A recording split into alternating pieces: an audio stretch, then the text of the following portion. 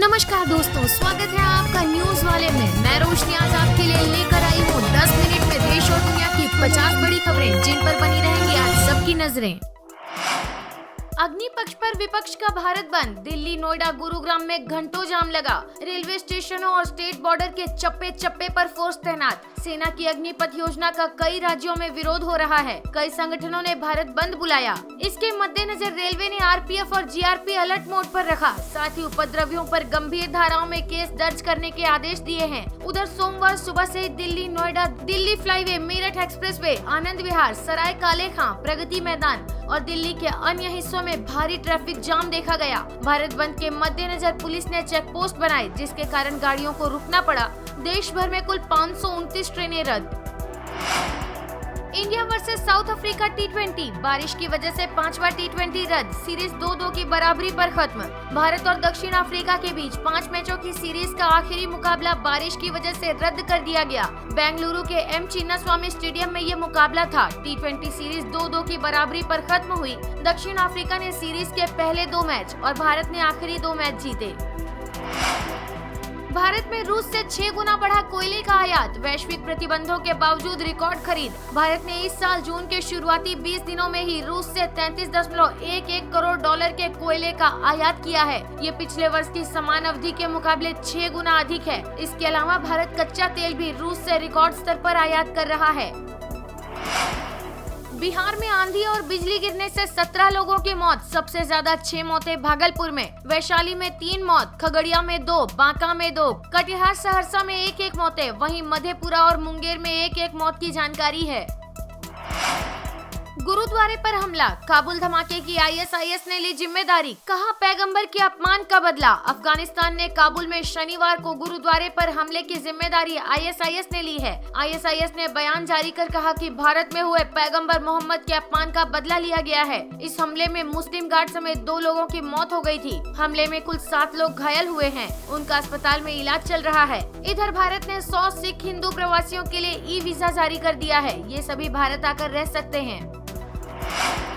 जम्मू कश्मीर में पिछले 24 घंटों में 7 आतंकी ढेर। आज तड़के भी 3 दहशतगर्दों को मारा गया। इस साल 114 आतंकियों का सफाया। जम्मू कश्मीर में तड़के 3 आतंकियों को ढेर कर दिया गया। इनमें से 2 कुपवाड़ा और 1 को पुलवामा जिले में हुए एनकाउंटर में मारा गया है। पिछले 24 घंटों में सुरक्षा बलों और आतंकियों के बीच 3 मुठभेड़ हुई। सेना ने इनमें 7 आतंकियों को मौत के घाट उतार दिया है। सोमवार को कुपवाड़ा और कुलगाम जिले में हुए एनकाउंटर में 4 आतंकी मारे गए थे।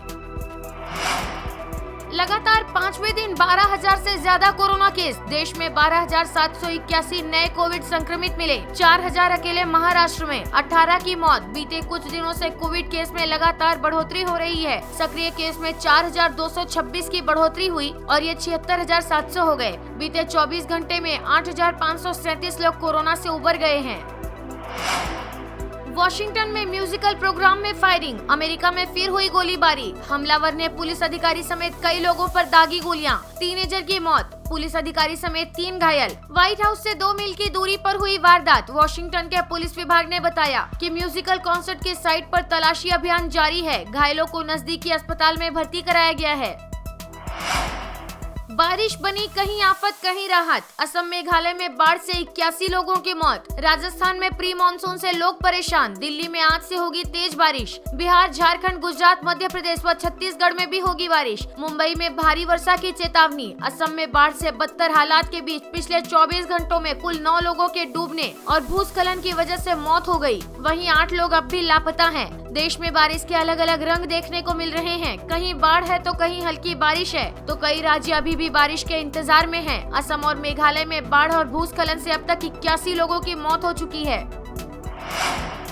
अग्निवीरों को मिला नौकरी का ऑफर। अग्निवीरों को नौकरी देंगे आनंद महिंद्रा। ट्वीट कर कहा, अनुशासन और कौशल आएंगे काम। आनंद महिंद्रा अपने ग्रुप में अग्निवीरों को मौका देंगे। कहा, हिंसा से दुखी हूँ। सेना ने तीनों सेनाओं में भर्ती प्रक्रिया शुरू करने के लिए तारीखों का ऐलान भी कर दिया है। थल सेना ने कहा है कि उनकी भर्ती प्रक्रिया 1 जुलाई से शुरू हो जाएगी। वहीं वायु सेना की भर्ती प्रक्रिया 24 जून से शुरू होगी, जबकि नौसेना की भर्ती प्रक्रिया 25 जून से शुरू होगी। केंद्र सरकार द्वारा सेना भर्ती के लिए लाई गई योजना योजना अग्निपथ को लेकर जहां देश भर में विरोध प्रदर्शन हो रहा है, वहीं अब सेना और सरकार से लेकर उद्योगपति इसके फायदे गिनाने लगे हैं। इसी क्रम में महिंद्रा ग्रुप के मालिक आनंद महिंद्रा ने ट्वीट कर अग्निपथ योजना की खूबियां गिनवाने के साथ ही अपनी कंपनी में अग्निवीरों को नौकरी देने का ऐलान भी कर दिया है।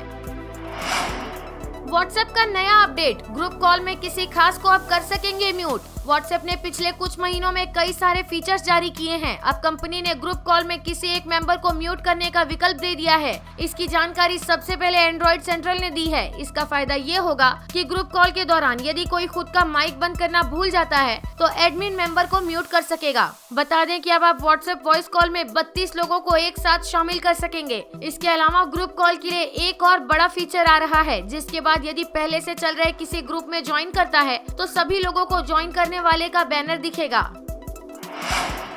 स्नैपचैट लाने जा रहा है सब्सक्रिप्शन प्लान, कंपनी कर रही है इस खास फीचर की टेस्टिंग। स्नैपचैट एक खास तरह के स्नैपचैट प्लस नामक अपने पेड सब्सक्रिप्शन फीचर की टेस्टिंग कर रहा है। इस बात की पुष्टि स्नैपचैट की निर्माता कंपनी स्नैपचैट इंक के प्रवक्ता लिज मार्कमैन ने की है। ऐसे में कयास लगाए जा रहे हैं कि स्नैपचैट प्लस का इस्तेमाल करने पर यूजर्स को सब्सक्रिप्शन लेना होगा। श्रीलंका में आज से दफ्तर और स्कूल बंद, ईंधन बचाने के लिए सरकार का ऐलान। ऑफिस नहीं जाएंगे सरकारी कर्मचारी, स्कूलों में भी ऑनलाइन क्लास। श्रीलंका इन दिनों अपनी आजादी के बाद से सबसे खराब आर्थिक संकट के दौर से गुजर रहा है। ऐसे में ईंधन की समस्या के चलते सरकार ने इस हफ्ते दफ्तर और स्कूलों को बंद करने की घोषणा की है। सरकारी कर्मचारी सोमवार से कार्यालयों में नहीं आएंगे। सरकार ने ये फैसला ईंधन की गंभीर कमी के चलते लिया है। ग्रेजुएट्स के लिए सुप्रीम कोर्ट में नौकरी का मौका, 63,000 से अधिक मिलेगा वेतन। सरकारी नौकरी की तलाश कर रहे उम्मीदवारों के पास आवेदन का अच्छा मौका है। सुप्रीम कोर्ट ऑफ इंडिया ने कई जूनियर कोर्ट असिस्टेंट के पदों पर भर्ती के लिए आवेदन मांगे हैं। इन पदों पर आवेदन के इच्छुक उम्मीदवार ऑनलाइन अप्लाई कर सकते हैं।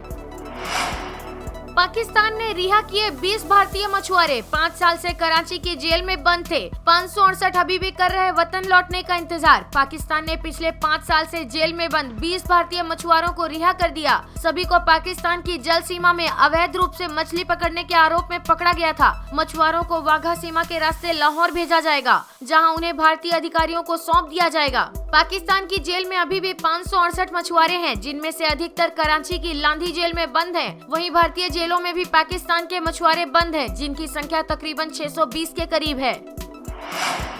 पावर कट पर पाकिस्तान की नई पॉलिसी, शहर में रात 9 बजे के बाद धारा 144 लागू, बंद हो जाएंगे सभी बाजार और शॉपिंग मॉल। श्रीलंका की तरह ही पाकिस्तान भी बुरे दौर से गुजर रहा है। वहाँ भी आर्थिक स्थिति लगातार खराब होती जा रही है। सरकार ने बिजली और फ्यूल बचाने के लिए राजधानी इस्लामाबाद और कराची के बाजारों को रात 9 बजे तक बंद करने के आदेश जारी किए। रात 9 बजे के बाद शहर में धारा 144 लगाई जाएगी। हालांकि मैरिज हॉल रात 10 बजे तक खुले रहेंगे, जबकि रेस्टोरेंट, इंडस्ट्री, क्लब, पार्क और सिनेमा हॉल रात 11:30 बजे तक खुले रहेंगे।